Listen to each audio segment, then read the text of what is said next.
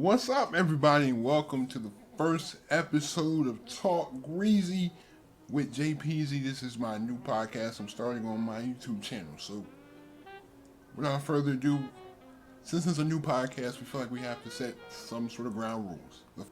We always answer the questions from a poll. I put out a poll yesterday, this is when I'm recording. I put out a poll yesterday asking what questions do people want answered for the podcast. So, if we go to the poll right now, we're always starting out the podcast with a Q&A section before we even get into the main topic. First one, of course, will be the topic of today, will be my top 10 UK MCs. I'm also going to put 5 honorable mentions in there, and I'm basically going to explain why I have them where I have them, and just a song that I really appreciate from all of them. But the first one, who do you think has the best punchlines in hip-hop? And that question is by KW Music. Who has the best punchlines in hip-hop? I would have to say, if we're talking about all time, you have to put Biggie in there.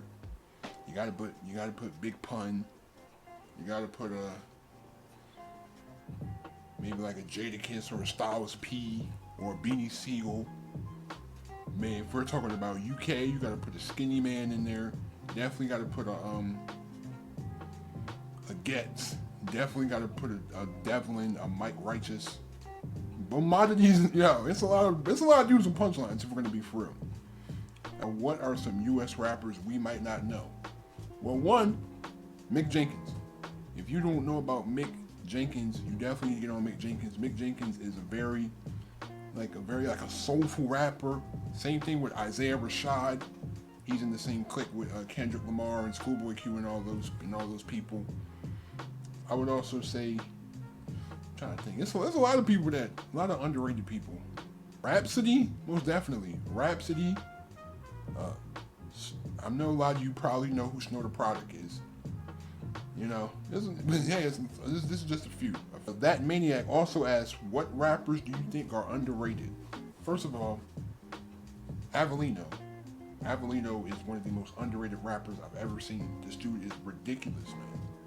This dude does punchlines and bangers, but still underneath Avelino.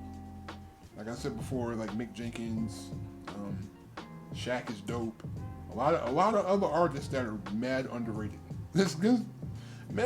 It's just how the industry is sometimes. They don't let everybody in who I think they should. But hey, as long as you have your core fan base, that's all. Well, now we're gonna get into the main topic of today. My top 10 UK rappers list. Listen, I have 10 plus 5 honorable mentions. So, if you have any disagreements, if you have any questions, put them in the comment section. That's what the comment section is for. Voice your opinion in the comment section. Honorable mentions. Number 5, Tempa T. Tempa T reminds me of a UK DMX. Basically, if DMX was British, that's Tempa T. Tempa T comes with so much energy, so much invigoration, so much force. He just raps with so much. He just raps so much energy. You have no choice but to turn up whenever you hear a Tempa T song. Of course, my favorite Tempa T song is Next Hype. When I did that video, it's just the amount of energy in that video. Just the video was on volume 100 as soon as the thing started. That's how it made it seem. It was just so amazing to watch that video. Number 4, I guess going next on my honorable mentions list is Avelino. Avelino, like I said, is one of the most underrated UK rappers I've ever heard, bro. This dude is a punchline master and a flow master. And I don't know why he's not marketable, but my favorite song by Avelino is Rich Soul. If you haven't heard Rich Soul, you need to check that song out right this second. If you don't know that song Rich Soul by Avelino, you need to check that song out. Bugsy Malone. Bugsy Malone to me is not underrated at all. I feel like he's a very good rapper. Of course, I like how he raps. He doesn't just do a bunch of gritty grime. He even rap. He does like uplifting rap. Like I heard that song "Moving." That's an uplifting song. The song MEN 1 and 2. Those both are really good songs as well. Gotta put JME next. JME. Man don't care about all that. Or that's, and also heard that song, That's Not Me, what he did with Skepta. I like with JME. JME is just a spitter, and he just does it to the best of his, like he does it to the best, the way that he can do it. Like he's a all-out spitter. I like JME. Last on my honorable mentions list is Izzy Gibbs. Izzy Gibbs with, I think Road Rage 3 was the one that really got me hooked on to Izzy Gibbs. Because like just the overall, just the way the beat made him, just like the way that he just spazzed on that beat, just got me addicted to that. And I was like, whoa, he did not have to kill that beat like that. I can kind of put Stormzy in there, but to me, you know, Stormzy is kind of like the same level with Giggs, even though Stormzy is a better rapper than Giggs. Like Stormzy is not the biggest lyricist, but again, he's very popular. He's a hot commodity. You know what I'm saying? He's not the biggest lyricist. I mean, he can spit a couple lyrics every now and then, but at least, you know what I'm saying? He's a hot commodity. Now on to my top 10.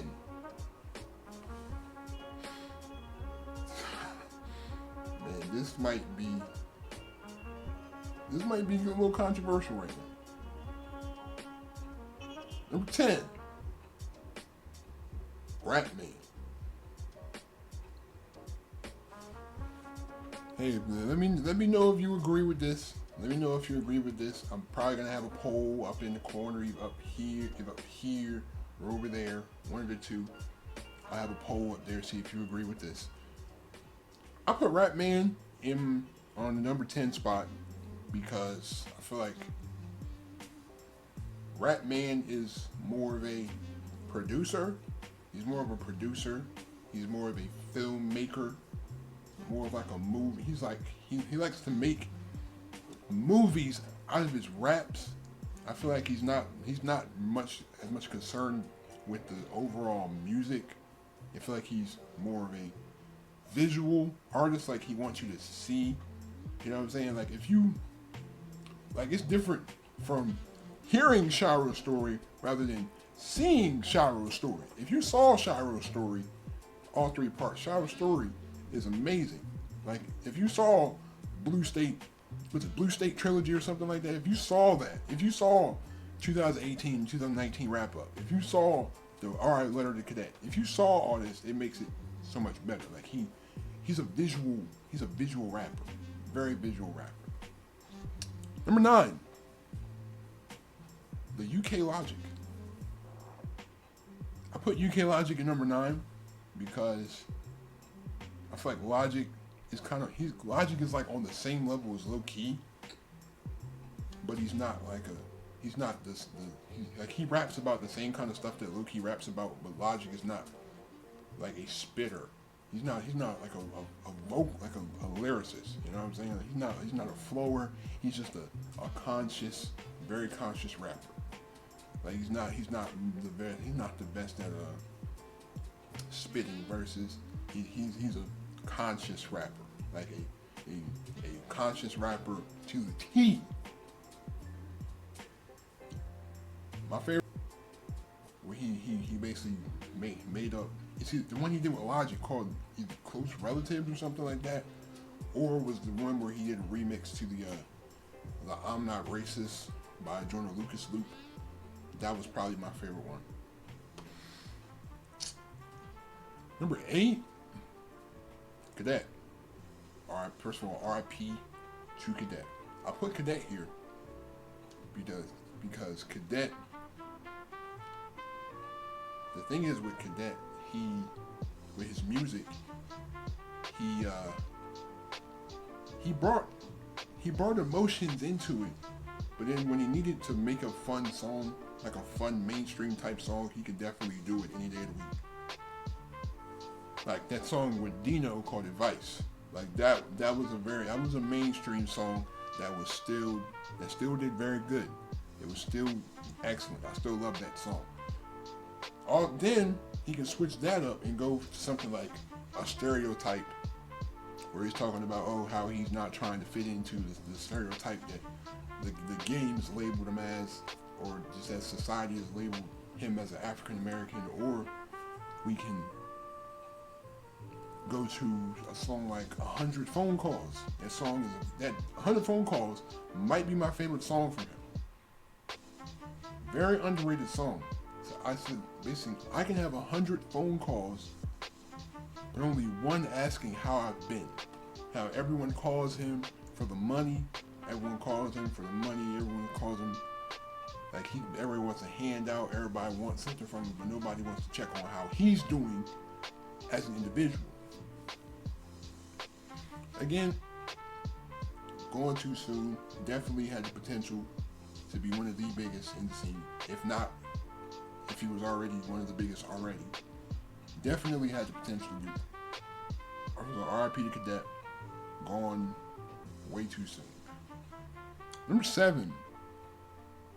Kano.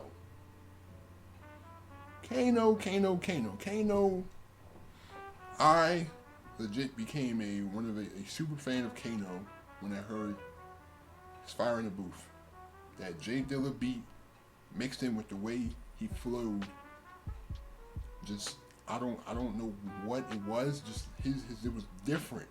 Just the way he flowed on that J Dilla beat was so different. And then I heard 3 Will Ups. Then I heard P's and Q's. I'm just like, oh, okay. This dude's legit. I like the way he spits. You know what I'm saying? He's a grime artist to the T. Like he's a definite grime. He's a grime master. Very, very excellent at spitting. Very good. He's just a very good artist overall. Number 6. My number 6 might be controversial, and this is only because it was so many good artists at the top tier that I had to put somebody lower than what they really should be. So my number 6 is Gets. Again, I always have a poll whether or not you like the choice. Just let me know. But my number 6 is Gets. I know you're probably thinking, what? How can you have number 6? How can you have Gets number 6? Can you really name 5 people better than Gets? Well, I do. I have 5 people better than Gets, but I like Gets because the way that he can spit, and just the amount of just the speed. Like he can spit at super fast speeds, and he can really make a beat. He can carry a beat with his lyricism. Like he's a, like if you're paying enough attention to catch what he's saying, you can definitely see all the bars. You can really catch every bar that he's spitting. If you pay enough attention, you can catch every bar. But yeah, my favorite song from Gets is probably it's either between Ghetto Gospel, Artillery. You know, there's a lot of songs from Gets that I haven't gotten into that are monsters. Number 5, Devlin from Manchester. I like Devlin because Devlin is a very the thing is with Devlin just, he's not the best in terms of lyricism, not the best in terms of punchlines, but he just does what he does, and he does it great. You know what I'm saying? He flows excellent. You know what I mean? He's an excellent flower. He just does stuff well. You know what I'm saying? He knows how to rap, and he knows how to rap well. Like he knows how to rap well. Like he just, like my favorite, like that whole last album he put out, The Outcast, I legit liked at least 95% of the album. Like the whole album was fire, bro. Like, I just like the way he knows how to make good music. Like he can flow on the beat, and he just knows how to make very good music. Number four, number four, you might be a little controversial. Number four, I got Wretch 3-2. I know you're thinking like Wretch is probably the biggest artist in the UK right now. How is he number four? Listen, this hard, man. This is hard to rank. This is hard to rank when you got so many artists that are like tier one artists. Like, so you have so many tier one artists, it's hard to rank them all. You can't have 2 number ones and 3 number threes. You have to put somebody lower than what they are. Wretch 32, to me, it's kind of like what Kendrick is. It's like Wretch Code. Wretch 32 is like what Kendrick Lamar is to the U.S. He's basically to the UK what Kendrick Lamar is to the U.S. Like, Wretch is a supreme lyricist, can still make a mainstream song and still make it sound decent. He's just like, dude's flow is crazy. Dude's a master spitter. Dude's punchlines are out of this world. Dude is a beast, man. Dude is a beast, definitely a beast. Definitely a spitter. My number three is someone who is terribly underrated. Dude should be a lot bigger than he is. Number three is Mike Righteous. I know you're thinking, how is Mike Righteous ahead of Wretch? Listen,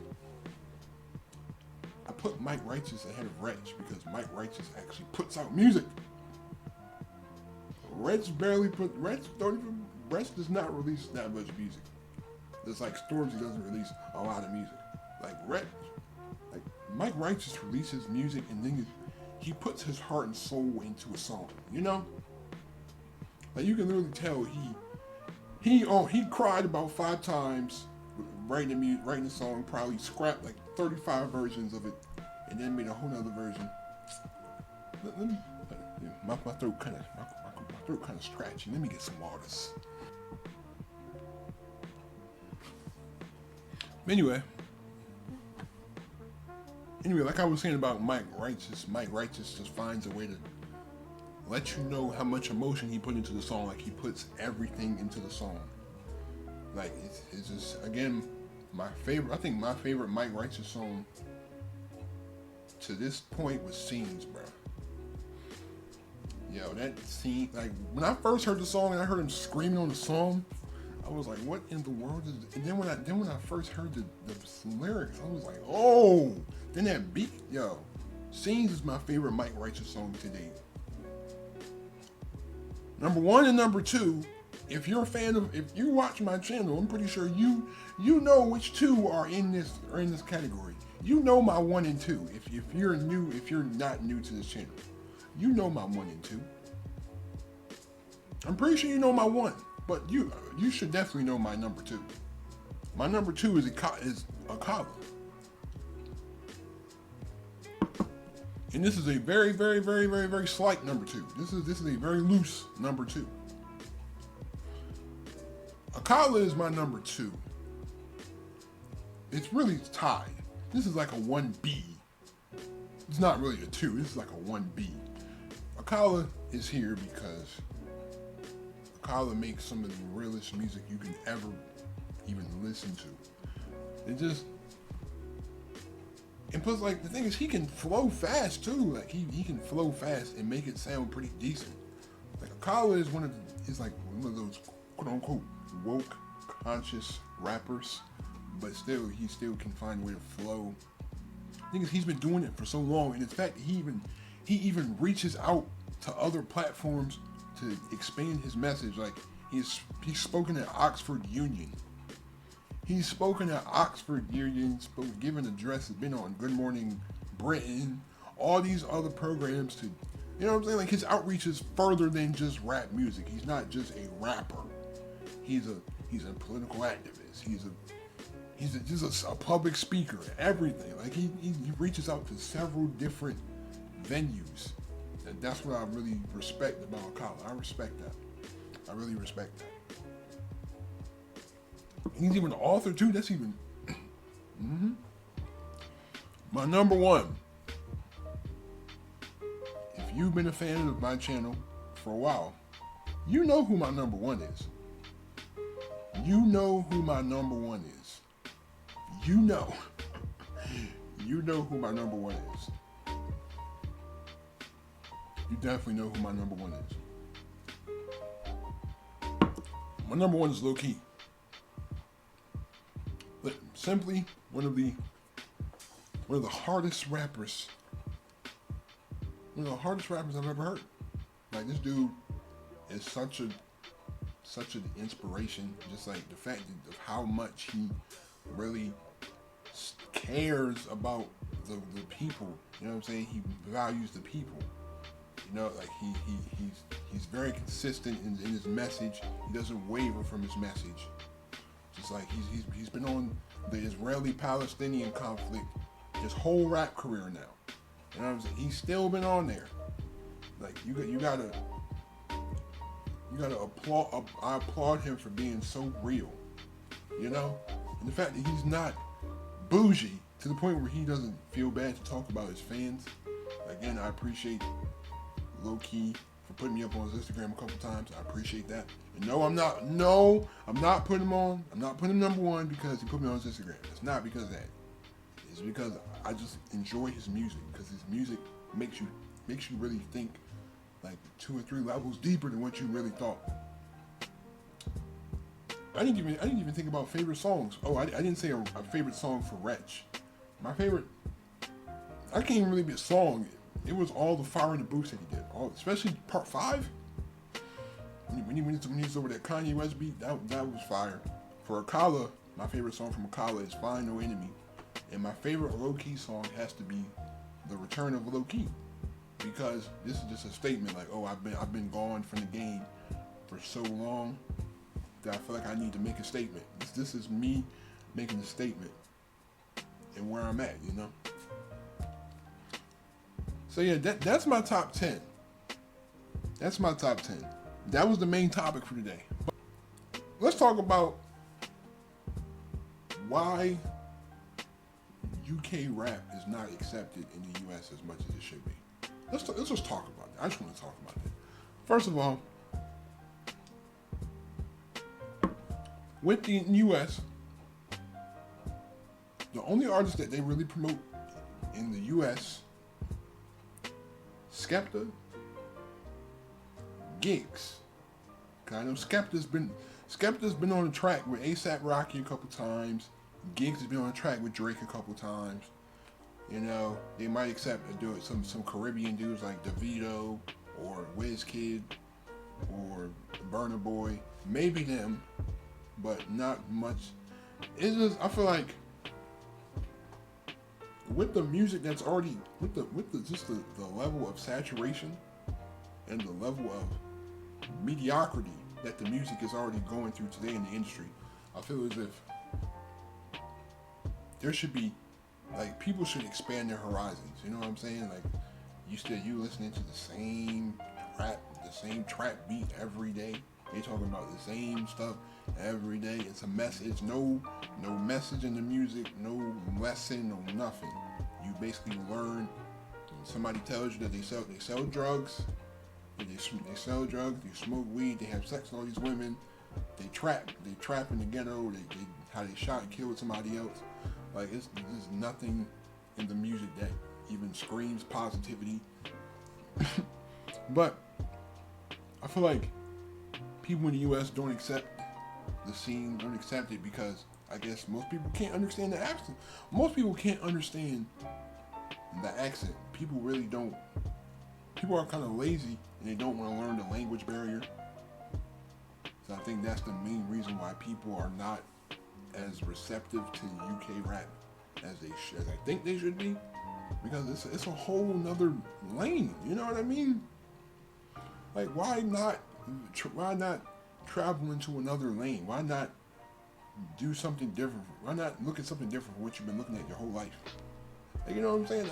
I got into UK music because I wanted something different. I wanted to see something different. You know, like, I didn't want to hear all the same music every day, every night. But yeah, like, this is one of the main issues. Like, again, I've seen a lot.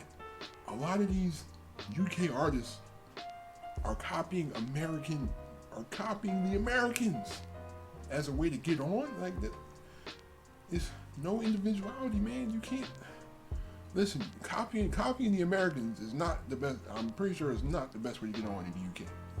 Just be yourself, man. Just be yourself. As long as you have a core fan base that rocks with you and everything you do, then you're fine, bro. You're definitely fine. But I feel like that's just the main issue with a lot of artists, especially UK artists. I guess they feel as if they have to try to use an American accent or try to collab with as many American artists as you can to try to get on, and then it's like, oh look, I got a feature from this American artist. I got a feature from that guy. I got a feature from that guy. Meanwhile, the people in America could care less.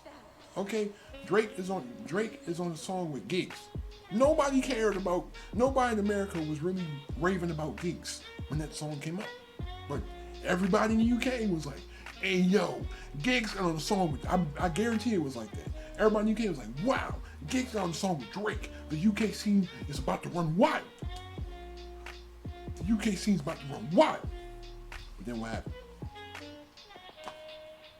You know what I mean? And then you have a lot of artists that kind of, again like Drake, kind of bite off the UK scene. Because you gotta think about it. As soon as J Hus got out of prison, where was Drake?